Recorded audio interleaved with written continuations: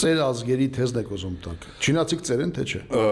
Գիտեք ոնց է, իհարկե ես դրա էլ եմ մտածել, որ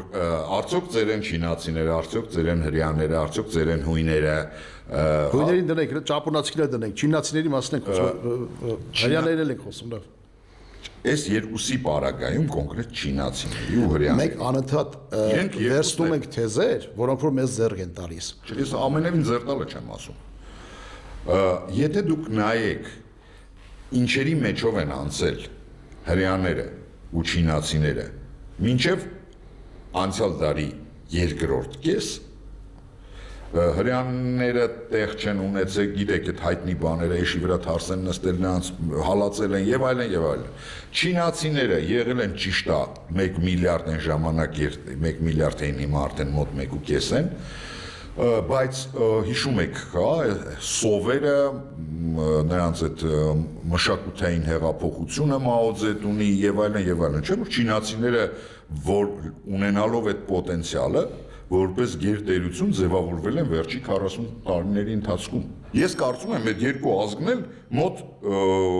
մեկը մի 1500 տարի, մյուսը մի 2000 տարի աննպատակ էին ապրում։ Այ երբ դրեցին նպատակ ու սկսեցին նպատակասլաց գնալ դեպի այդ նպատակ, իրենց մոտ սկսեց շատ բան ստացվել։ Այս է տարբերությունը, ի տարբերություն այս երկու ազգի, մյուս հին ազգեր այդ թվում նաև մենք, հույները, էլի կարող եմ ասել, հնդիկները,